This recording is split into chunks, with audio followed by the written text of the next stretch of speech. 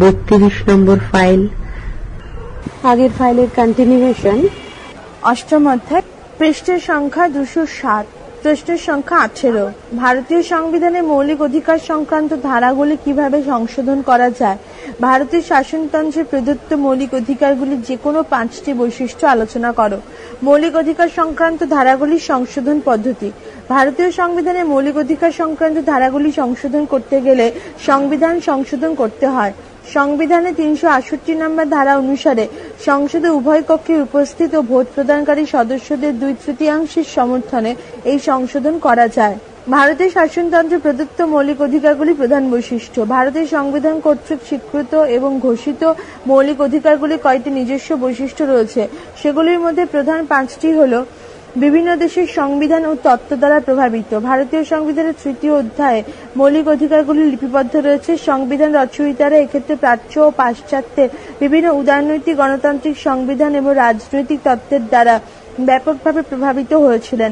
মার্কিন যুক্তরাষ্ট্রের অধিকারের সনদ, ফ্রান্সের মানবাধিকার সংক্রান্ত ঘোষণা, আয়ারল্যান্ডের সংবিধান, রাষ্ট্রবিজ্ঞানী ডাইসির আইনের অনুশাসন তত্ত্ব এবং গান্ধীজির চিন্তাধারা ইত্যাদি কথার প্রসঙ্গে উদাহরণ হিসেবে উল্লেখ করা যায়। 2. জরুরি অবস্থায় অবলবৎযোগ্য। রাষ্ট্রপতি কর্তৃক জরুরি অবস্থা ঘোষিত হলে 21 নম্বর ধারায় উল্লিখিত জীবনের অধিকার ও ব্যক্তিগত স্বাধীনতার অধিকার ছাড়া অন্যান্য মৌলিক অধিকার বলবৎ করার জন্য আদালতের দ্বারস্থ হওয়া যায় না। 3. আইনগত রাজনৈতিক প্রকৃতি বিশিষ্ট। ভারতীয় সংবিধানে বর্ণিত মৌলিক অধিকারগুলি প্রকৃতি প্রধানত আইনগত ও রাজনৈতিক। কোনো অর্থনৈতিক অধিকারকে মৌলিক অধিকারের মধ্যে অন্তর্ভুক্ত করা হয়নি। 4. সর্বজনীন নয়। মৌলিক অর্থাৎ ভারতে বসবাসকারী সব ব্যক্তি সব মৌলিক অধিকার সমানভাবে ভোগ করতে পারে না। কয়েকটি মৌলিক অধিকার শুধুমাত্র ভারতীয় নাগরিকরা ভোগ করতে পারে, যেমন পৃষ্ঠার সংখ্যা 208, যেমন স্বাধীনভাবে মত প্রকাশের অধিকার, সরকারি চাকরির ক্ষেত্রে সমানাধিকার প্রভৃতি। অন্যদিকে এমন কয়েকটি অধিকার আছে যেগুলি নাগরিক ও অনাগরিক নির্বিশেষে ভারতের সমস্ত অধিবাসী সমানভাবে ভোগ করতে পারে, যেমন আইনের দৃষ্টিতে সমতার অধিকার, জীবন ও ব্যক্তিগত স্বাধীনতার অধিকার, ধর্মীয় স্বাধীনতার অধিকার ইত্যাদি। 5. সীমিত বা নিয়ন্ত্রিত। ভারতীয় সংবিধানে স্বীকৃত ও ঘোষিত মৌলিক অধিকারগুলি অবাধ ও অনিয়ন্ত্রিত নয়। অবশ্য কোনো রাষ্ট্রই অবাধ বা সীমাহীন কোনো অধিকার নাগরিকদের দেয় না, কেননা অধিকার অবাধ ও অনিয়ন্ত্রিত হলে তা স্বৈরাচারে পরিণত হয়।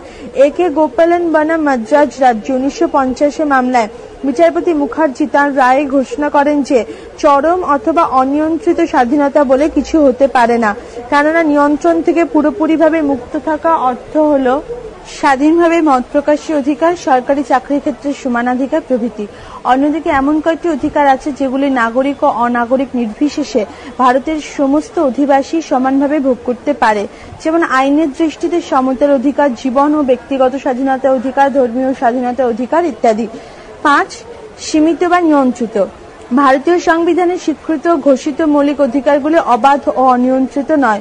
অবশ্য কোনো রাষ্ট্রই অবাধ বা সীমাহীন কোনো অধিকার বা নাগরিকদের দেয় না, কেননা অধিকার অবাধ ও অনিয়ন্ত্রিত হলে তা স্বৈরাচারে পরিণত হয়।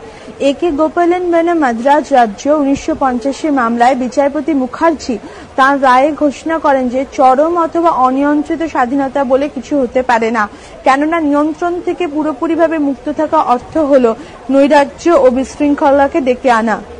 প্রশ্ন সংখ্যা 19। কোন সংবিধান সংশোধনীতে মৌলিক কর্তব্যগুলি অন্তর্ভুক্ত হয়েছে? ভারতীয় সংবিধান কর্তৃক প্রদত্ত মৌলিক অধিকারগুলি প্রকৃতি মূল্যায়ন করো, অথবা ভারতীয় মৌলিক অধিকারগুলি চূড়ান্ত না সীমাবদ্ধ। সংবিধানে মৌলিক কর্তব্যগুলি অন্তর্ভুক্তি 42তম সংবিধান সংশোধনী 1976 এবং 86তম সংশোধনী 2002 দ্বারা মৌলিক অধিকার কর্তব্যগুলি সংবিধানে অন্তর্ভুক্ত হয়েছে। মৌলিক অধিকারের প্রকৃতির মূল্যায়ন। ভারতীয় সংবিধানে সংরক্ষিত মৌলিক অধিকারগুলি প্রকৃতি মূল্যায়ন করতে গিয়ে দেখা যায় এগুলি পুরোপুরি নিরঙ্কুশ নয়। সংবিধানের 3য় অধ্যায়ে 12 থেকে 35 নম্বর ধারার মধ্যে ভারতীয় নাগরিকদের জন্য মোট 6 প্রকার মৌলিক অধিকার লিপিবদ্ধ হয়েছে। সেগুলি হল: 1. সাম্যের অধিকার, স্বাধীনতার অধিকার, শোষণের বিরুদ্ধে অধিকার, ধর্মীয় স্বাধীনতার অধিকার, সংস্কৃতি ও শিক্ষা বিষয়ক অধিকার এবং শাসনতান্ত্রিক প্রতিবিধানের অধিকার। সাধারণ অবস্থা এবং জরুরি অবস্থার পরিপ্রেক্ষিতে রাষ্ট্র মৌলিক অধিকারগুলির উপর কিছু বিধিনিষেধ আরোপ করতে পারে। সংবিধান অনুযায়ী সাধারণ অবস্থা রাষ্ট্রীয় নিরাপত্তা, জনস্বার্থ, শান্তি শৃঙ্খলা রক্ষা, বৈদেশিক রাষ্ট্রের সঙ্গে মৈত্রী বন্ধন, সদাচার ও শালীনতা রক্ষা, আদালত অবমাননা, মানহানি প্রতিরোধ প্রভৃতি কারণে মৌলিক অধিকারগুলির উপর বিধিনিষেধ আরোপ করতে পারে। অন্যদিকে বিশেষ অবস্থার পরিপ্রেক্ষিতে সশস্ত্র বাহিনী বা শৃঙ্খলা রক্ষার জন্য ভারপ্রাপ্ত বাহিনীর লোকজনদের ক্ষেত্রে কর্তব্যে গাফিলতি বা নিয়মানুবর্তিতা লঙ্ঘনের কারণে দেশের কোনো অংশে বা সমগ্র দেশে সামরিক আইন বলবৎ করা হলেও দেশের জরুরি অবস্থা ঘোষিত হলে সাময়িকভাবে নাগরিকদের মৌলিক অধিকারগুলি অকার্যকর হয়ে পড়ে। প্রসঙ্গত বলা যায়, সংবিধানের 21 নম্বর ধারায় বর্ণিত জীবন ও ব্যক্তিগত স্বাধীনতা অধিকারকে কোনোভাবেই কোনো অবস্থায় স্থগিত রাখা যায় না। কাজেই উপরিউক্ত আলোচনা থেকে এটা অনেকটাই সুস্পষ্ট হয় যে মৌলিক অধিকারগুলি প্রকৃতির সম্পূর্ণ নিরঙ্কুশ নয়। তাছাড়া সংবিধানের 25তম সংশোধনী অনুযায়ী 39-এর খ এবং 39-এর গ নম্বর ধারার বর্ণিত নির্দেশমূলক নীতিগুলোকে বলবৎ করতে গিয়ে সংসদ প্রণীত কোনো আইন যদি মৌলিক অধিকারের 14, 19 এবং 31 নম্বর ধারার বিরোধী হয় তবু তা বাতিল বলে গণ্য হবে না। সংবিধান বিশেষজ্ঞদের মতে এর ফলে মৌলিক অধিকারের উপরে নির্দেশমূলক নীতিগুলোকে স্থান দেওয়া হয়েছে। প্রশ্নের সংখ্যা 20। রাষ্ট্র পরিচালনা নির্দেশমূলক নীতিসমূহ সংক্ষেপে আলোচনা করো। নির্দেশমূলক নীতি ও মৌলিক অধিকারের মধ্যে আবার পড়ছি। প্রশ্নের সংখ্যা 20। রাষ্ট্র পরিচালনা নির্দেশমূলক নীতিসমূহ সংক্ষেপে আলোচনা করো। নির্দেশমূলক নীতি ও মৌলিক অধিকারের মধ্যে উদ্দেশ্যগত পার্থক্য কি? রাষ্ট্র পরিচালনা নির্দেশমূলক নীতি ভারতের সংবিধান 4th ভাগে 36 থেকে 51 নম্বর ধারায় নির্দেশমূলক নীতি লিপিবদ্ধ করা হয়েছে। সেগুলি হলো: 1. আর্থসামাজিক আদর্শ সম্পর্কিত। রাষ্ট্র এমন একটি সমাজ ব্যবস্থা গঠনে সচেষ্ট হবে যেখানে সামাজিক, অর্থনৈতিক ও রাষ্ট্রনৈতিক ন্যায় প্রতিষ্ঠিত হবে। 2. রাষ্ট্রনীতি এমনভাবে পরিচালিত হবে যার ফলে 1. স্ত্রী পুরুষ নির্বিশেষে সব নাগরিক জীবিকা অর্জনের অধিকার লাভ করবে। 2. স্ত্রী পুরুষ উভয় সমান কাজের জন্য সমান মজুরি পাবে। 3. স্ত্রী পুরুষ নির্বিশেষে সমস্ত শ্রমিকের স্বাস্থ্য ও কর্মশক্তি এবং শিশুদের জীবনী শক্তির অপব্যবহার করা হবে না। 4. জনসাধারণের কল্যাণের সম্পদের মালিকানা বন্টন ও নিয়ন্ত্রণ করা হবে। 5. সম্পদ ও উৎপাদনের উপাদানগুলি মুষ্টিমেয় কয়েকজনের হাতে কেন্দ্রীভূত থাকবে না। 3. রাষ্ট্র নাগরিকদের জীবন ধারণের জন্য উপযুক্ত মজুরি, বিশ্রাম, ভোগ, সামাজিক ও সাংস্কৃতিক সুযোগ সুবিধা এবং জীবনযাত্রার মান উন্নয়নের ব্যবস্থা করবে ইত্যাদি। 2. প্রশাসনিক। 1. স্থানীয় স্বায়ত্তশাসন প্রতিষ্ঠার জন্য রাষ্ট্র গ্রাম পঞ্চায়েত গঠন করে প্রয়োজনীয় ক্ষমতা অর্পণ করবে। 2. বিচার বিভাগকে সরকারি প্রশাসন থেকে পৃথক করতে হবে। 3. সমগ্র ভারতের জনগণের জন্য একই রকম দেওয়ানি আইন প্রবর্তনের চেষ্টা করতে হবে। 3. উন্নত রাষ্ট্র ব্যবস্থা সম্পর্কিত। 1. সংবিধান প্রবর্তিত হওয়া 10 বছরের মধ্যে 14 বছর বয়স পর্যন্ত বালক বালিকাদের অবৈতনিক ও বাধ্যতামূলক শিক্ষার জন্য রাষ্ট্র প্রয়াসী হবে। 2. রাষ্ট্র এমন ব্যবস্থা নেবে যাতে ওষুধের প্রয়োজন ছাড়া অন্য উদ্দেশ্যে মাদকদ্রব্য বিক্রি নিষিদ্ধ হয়। 3. অনুন্নত শ্রেণী, বিশেষ করে তপশিলি জাতি ও উপজাতিদের অর্থনৈতিক শিক্ষা ব্যবস্থায় উন্নতি বিধান করার জন্য রাষ্ট্র সচেষ্ট হবে। সামাজিক অন্যায় ও শোষণের হাত থেকে এদের রক্ষা করতে হবে ইত্যাদি। 4. প্রাকৃতিক পরিবেশ রক্ষণাবেক্ষণ এবং উন্নয়নের জন্য রাষ্ট্র সচেষ্ট হবে এবং বন ও বন্যপ্রাণী রক্ষণাবেক্ষণে উদ্যোগী হবে। পৃষ্ঠের সংখ্যা 209। 4. আন্তর্জাতিক। আন্তর্জাতিক শান্তি ও নিরাপত্তা উন্নতি ঘটনার বিষয়ে রাষ্ট্রকে সচেষ্ট হতে হবে। 2. জাতিসমূহের মধ্যে ন্যায়সঙ্গত ও সম্মানজনক সম্পর্ক স্থাপনে রাষ্ট্র উদ্যোগী হবে। 3. আন্তর্জাতিক আইন, সন্ধি ইত্যাদির উদ্দেশ্যে শ্রদ্ধা প্রদর্শনের ক্ষেত্রে রাষ্ট্র ইতিবাচক ভূমিকা গ্রহণ করবে। 4. সালিসির সাহায্যে আন্তর্জাতিক বিরোধের নিষ্পত্তি ঘটনার বিষয়েও রাষ্ট্র উপযুক্ত ভূমিকা গ্রহণ করবে। 5. অন্যান্য নীতি। সংবিধানের অন্যান্য অংশে আরো কয়েকটি নির্দেশমূলক নীতি ঘোষণা করা হয়েছে। এর মধ্যে উল্লেখযোগ্য হল: 1. ভাষাভিত্তিক সংখ্যালঘু সম্প্রদায়ের ক্ষেত্রে শিক্ষা প্রাথমিক স্তরে মাতৃভাষার মাধ্যমে শিক্ষার ব্যবস্থা করা, সরকার এবং তাদের অধীনস্থ প্রশাসনিক মাধ্যম হিসেবে হিন্দি ভাষা প্রসারের চেষ্টা করা। 3. যোগ্যতার সঙ্গে সামঞ্জস্য রেখে কেন্দ্র ও রাজ্য সরকারের চাকরিতে নিয়োগের জন্য তপশিলি জাতি উপজাতিদের দাবি বিবেচনা করা ইত্যাদি। নির্দেশমূলক নীতি ও মৌলিক অধিকারের মধ্যে পার্থক্য। পার্থক্যের বিষয়: নির্দেশমূলক নীতি, মৌলিক অধিকার। 1. সমাজ গঠনের পার্থক্য। রাষ্ট্র পরিচালনার নির্দেশমূলক নীতিগুলি জনকল্যাণকামী সমাজ ব্যবস্থা গড়ে তোলার পক্ষপাতী। মৌলিক অধিকারগুলির উদ্দেশ্য হল গণতান্ত্রিক সমাজ গঠন করা। 2. প্রকৃতিগত পার্থক্য। নির্দেশমূলক নীতিগুলি আর্থসামাজিক ক্ষেত্রে সাম্য প্রতিষ্ঠার উপর গুরুত্ব আরোপ করে। মৌলিক অধিকারসমূহের প্রকৃতি মূলত রাজনৈতিক গণতন্ত্রের উপর নির্ভরশীল। প্রশ্ন সংখ্যা 21। নির্দেশমূলক নীতিগুলোকে কটি ভাগে ভাগ করা যায়? ভারতীয় সংবিধানের মৌলিক অধিকারগুলি এবং রাষ্ট্র পরিচালনার নির্দেশমূলক নীতিসমূহের মধ্যে মূল পার্থক্য কি? অথবা মৌলিক অধিকার ও রাষ্ট্রের নির্দেশমূলক নীতিসমূহের মধ্যে মূল পার্থক্যগুলো নির্দেশ করো। নির্দেশমূলক নীতিগুলির শ্রেণীবিভাগ। নির্দেশমূলক নীতিসমূহকে 4 ভাগে ভাগ করা যায়, যথা 1 আর্থসামাজিক, 2 প্রশাসনিক, 3 উন্নত রাষ্ট্র ব্যবস্থা সম্পর্কিত এবং 4 আন্তর্জাতিক আদর্শ সম্বলিত নির্দেশমূলক নীতিসমূহ। মৌলিক অধিকার ও নির্দেশমূলক নীতির পার্থক্য। সংবিধানের 3য় অধ্যায় লিপিবদ্ধ মৌলিক অধিকারের সঙ্গে 4র্থ অধ্যায়ে রাষ্ট্র পরিচালনার নির্দেশমূলক নীতির কিছু মৌলিক পার্থক্য লক্ষ্য করা যায়। মৌলিক অধিকারের সঙ্গে বিরোধ ঘটলে নির্দেশমূলক নীতি বাতিল করে যায়।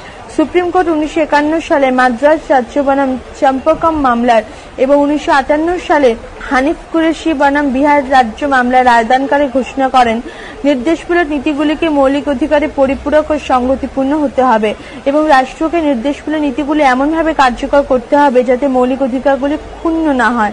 মৌলিক অধিকার ও নির্দেশমূলক নীতিগুলির মধ্যে উল্লেখযোগ্য পার্থক্যগুলো হল: পার্থক্যের বিষয়। মৌলিক অধিকার, নির্দেশমূলক নীতি। 1. নির্দেশের প্রকৃতি। মৌলিক অধিকারগুলি রাষ্ট্র কর্তৃত্বের উপর এক ধরনের নিষেধাজ্ঞা জারি করে। নাগরিক অধিকারের ক্ষেত্রে রাষ্ট্রের পক্ষে যেসব কাজ করা চলবে না, মৌলিক অধিকারগুলি সেই নির্দেশ জারি করে। নাগরিক অধিকারের সর্বাঙ্গীন বিকাশের লক্ষ্যে রাষ্ট্রের কি কি কাজ করা উচিত, নির্দেশমূলক নীতিগুলি রাষ্ট্রকে সেই সম্পর্কে ইতিবাচক নির্দেশ দেয়। 2. আদালতের বলবৎ যোগ্যতা। মৌলিক অধিকারগুলি আদালত কর্তৃক বলবৎযোগ্য। সংবিধানের 4র্থ অধ্যায়ে বর্ণিত নির্দেশমূলক নীতিগুলির ব্যাপারে আদালতের কোনো দায়বদ্ধতা নেই। নির্দেশমূলক নীতিগুলি আদালত কর্তৃক বলবৎযোগ্য নয়। 3. কার্যকারিতা। কোনো মৌলিক অধিকারকে কার্যকর করতে গেলে আইনসভাকে তার জন্য আলাদাভাবে আইন প্রণয়ন করতে হয় না। নির্দেশমূলক নীতি কার্যকর করতে গেলে আলাদাভাবে আইন প্রণয়ন করতে হয়। পৃষ্ঠা সংখ্যা 210। পার্থক্যের বিষয় মৌলিক অধিকার, নির্দেশমূলক নীতি। 4. বাতিলকরণ। সংবিধানের 13 নম্বর ধারা অনুযায়ী আইনসভায় কোনো আইন অথবা শাসন বিভাগের কোনো নির্দেশ যদি মৌলিক অধিকারের বিরোধী হয়, তাহলে আদালত সেই আইন বা নির্দেশকে বাতিল ঘোষণা করতে পারে। নির্দেশমূলক নীতির বিরোধী কোনো আইন বা নির্দেশ আদালত বাতিল করতে পারে না। 5. রাষ্ট্র কর্তৃত্বের পরিধি। নাগরিকদের ব্যক্তিত্বের সর্বাঙ্গীন বিকাশের জন্য মৌলিক অধিকারগুলি রাষ্ট্র কর্তৃত্বের পরিধিকে সংকুচিত করে। নির্দেশমূলক নীতিগুলি বহুমুখী অর্থনৈতিক ও সামাজিক আদর্শকে রূপায়ণ করার জন্য রাষ্ট্র কর্তৃত্বের পরিধিকে প্রসারিত করে। 6. স্থিতিশীলতা। মৌলিক অধিকারগুলি স্থিতিশীল। মূল সংবিধানে মৌলিক অধিকারগুলি যেভাবে লিপিবদ্ধ হয়েছিল তা এখনো তেমনি অবস্থায় রয়েছে। কোনো নতুন মৌলিক অধিকার আজ পর্যন্ত সংযোজিত হয়নি। নির্দেশমূলক নীতিগুলি পরিস্থিতির তাগিদে পরিবর্তিত ও সংযোজিত হয়। 7. উদ্দেশ্য। মৌলিক অধিকারগুলির উদ্দেশ্য হল গণতান্ত্রিক সমাজ গঠন করা। সংবিধানের 3য় অধ্যায়ে বর্ণিত মৌলিক অধিকারগুলির প্রকৃতি মূল রাজনৈতিক গণতন্ত্রের উপর প্রতিষ্ঠিত। রাষ্ট্র পরিচালনার নির্দেশমূলক নীতিগুলি জনকল্যাণকামী সমাজ ব্যবস্থা গড়ে তোলার পক্ষপাতী। নির্দেশমূলক নীতিগুলি অর্থনৈতিক ও সামাজিক ক্ষেত্রে সাম্য প্রতিষ্ঠার উপর গুরুত্ব আরোপ করে। প্রশ্ন সংখ্যা 22। নির্দেশমূলক নীতির 2টি উৎস লেখ। নির্দেশমূলক নীতির গুরুত্ব বা তাৎপর্য বিশ্লেষণ করো। নির্দেশমূলক নীতির 2টি উৎস। নির্দেশমূলক নীতির 2টি উৎস হল: 1. ফেভিয়ান সমাজতন্ত্র আদর্শ, 2. 1935 সালে ভারত শাসন আইন। নির্দেশমূলক নীতির গুরুত্ব কি? নির্দেশমূলক নীতিগুলি আদালত কর্তৃক বলবৎযোগ্য না হওয়ায় অনেকে এগুলোকে সংবিধান রচয়িতাদের নৈতিক উপদেশ ও রাজনৈতিক ইস্তাহার বলে বর্ণনা করেছেন, কিন্তু তার সত্ত্বেও আমরা বিভিন্ন কারণে এই নীতিগুলির তাৎপর্যকে অস্বীকার করতে পারি না। 1. এই নীতিগুলি হল জনকল্যাণের জন্য সরকারের প্রতি সংবিধানের নির্দেশ। এর পিছনে কোন রকম আইনগত সমর্থন না থাকলেও নৈতিক ও রাজনৈতিক সমর্থন যথেষ্ট রয়েছে। এই প্রসঙ্গে ডক্টর আম্বেদকর অভিমত হল, যদি কোনো সরকার নীতিগুলো উপেক্ষা করে তাহলে সেই সরকারকে নির্বাচক মণ্ডলীর কাছে জবাবদিহি করতে হবে। 2. সংবিধান বিশেষজ্ঞ পানিক্করের মতে মৌলিক অধিকারগুলি যখন ভারতের রাজনৈতিক সাম্য প্রতিষ্ঠায় গুরুত্বপূর্ণ ভূমিকা পালন করে, তখন নির্দেশমূলক নীতিগুলি আর্থসামাজিক ক্ষেত্রে সমতা প্রতিষ্ঠার মাধ্যমে ভারতীয় গণতন্ত্রকে পরিপূর্ণতা দানের চেষ্টা করেছে। 3. আপাত দৃষ্টিতে নীতিগুলির কোনো আইনগত তাৎপর্য নেই বলে মনে হলো এ ধারণা ঠিক নয়। সুপ্রিম কোর্ট নির্দেশমূলক নীতির উপর ভিত্তি করে আইনের সাংবিধানিক বৈধতা বিচার করেছে। দৃষ্টান্তস্বরূপ বিহার রাজ্য বনাম কামেশ্বর সিং 1952, বলসারা বনাম বোম্বাই রাজ্য 1951, কেরালা শিক্ষা বিল 1958 প্রভৃতি উল্লেখযোগ্য। 7. নির্দেশমূলক নীতিসমূহের প্রতি সরকারি দৃষ্টিভঙ্গির মধ্যেও সদর্থক মনোভাবে পরিচয় পাওয়া যায়।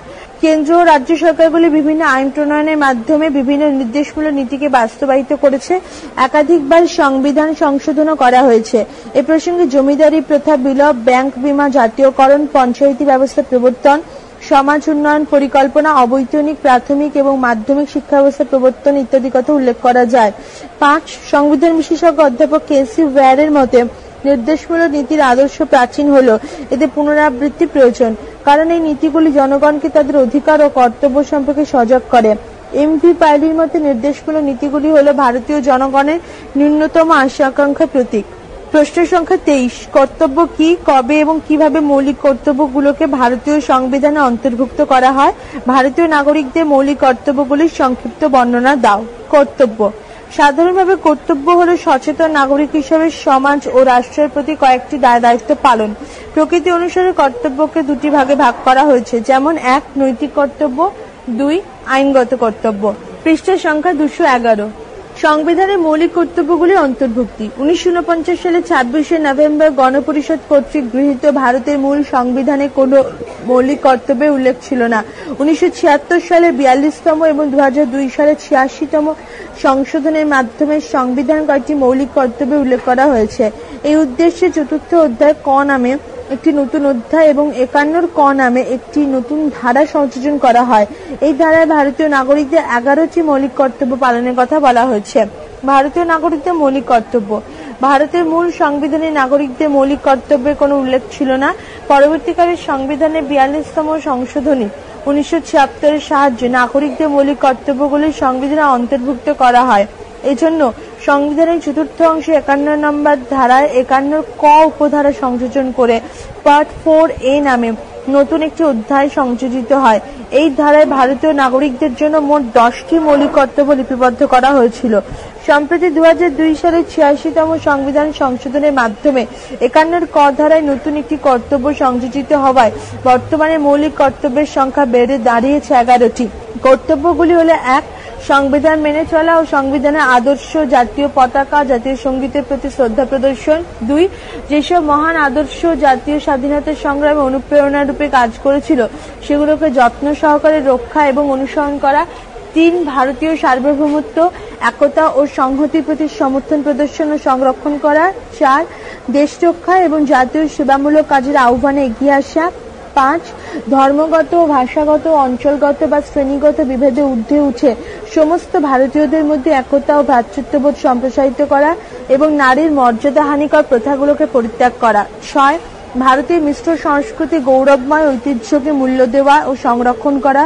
7. বনভূমি, হ্রদ, নদী, বন্যপ্রাণী সহ প্রাকৃতিক পরিবেশকে সংরক্ষণ করা এবং জীবজন্তুর প্রতি মমত্ববোধ প্রকাশ করা। 8. বিজ্ঞানসম্মত দৃষ্টিভঙ্গি, মানবিকতাবোধ, অনুসন্ধিৎ সহ সংস্কারমুখী দৃষ্টিভঙ্গির প্রসার ঘটানো।